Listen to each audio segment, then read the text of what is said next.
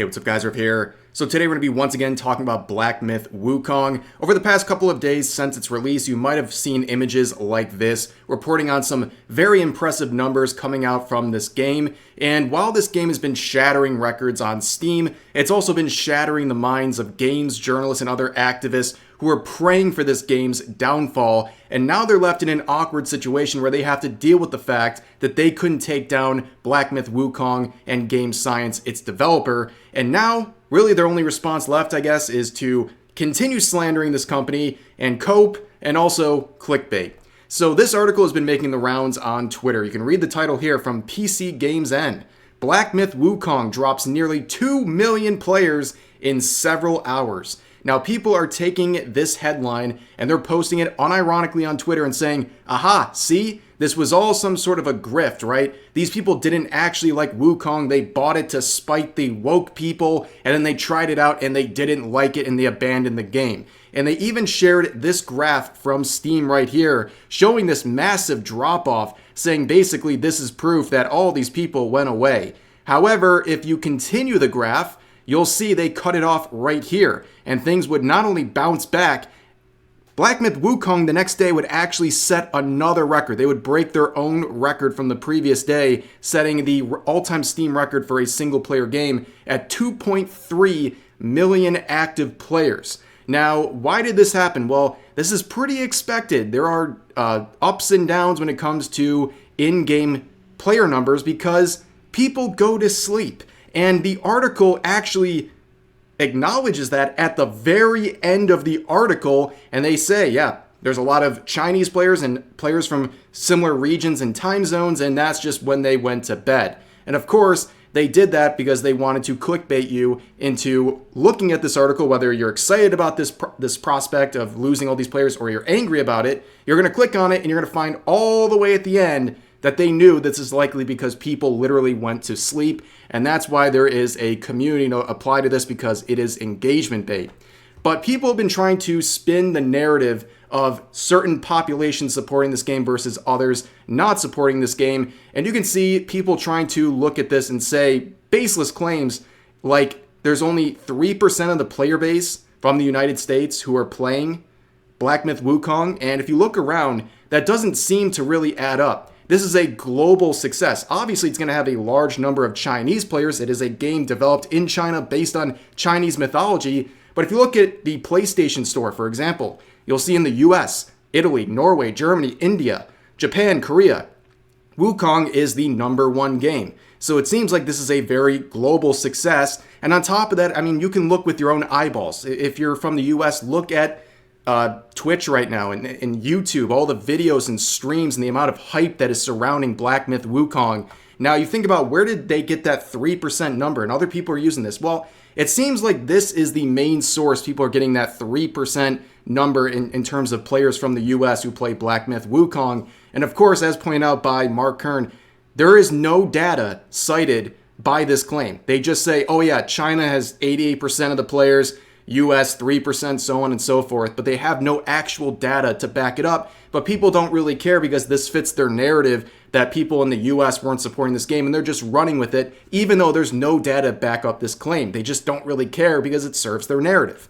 And of course, now, like I said earlier in the video, a lot of these games journalists have to face the reality of Black Myth Wukong and its success. Because if you're at somewhere like IGN, you have to talk about Wukong. It is the biggest thing in gaming right now. It's shattering records. You can't just bury your head in the sand and act like it's not happening, especially since IGN and all these other games journalists have been routinely slandering Game Science, the developer of Black Myth Wukong, for months on end with very debunkable claims. So now they're facing something. They got to talk about this game that they've been actively trying to sabotage for months. And you can see IGN right here was the main proponent of the hit pieces on Game Science. You can see their much debunked article here from a few months back.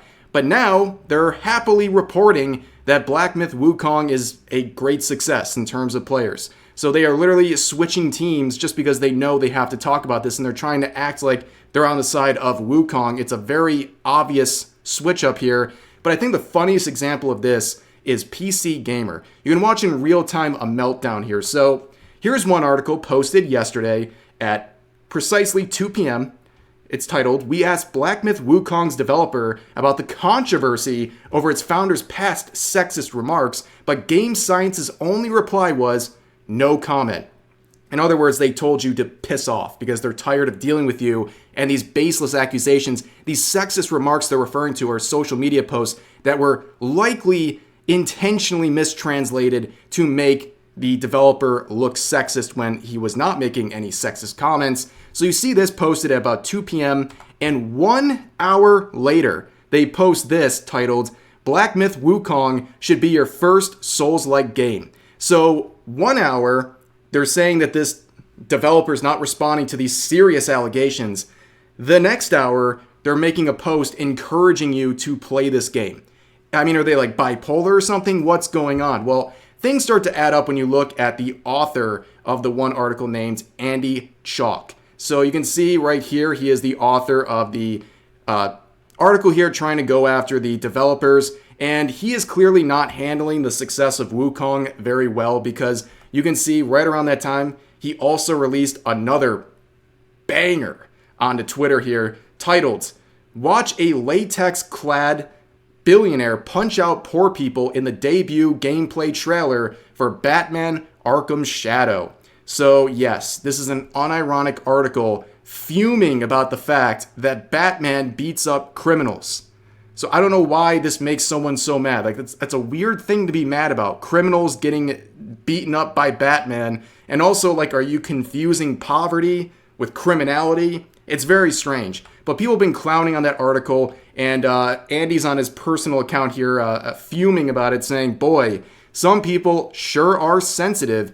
It's weird." No, your article about Batman was very weird.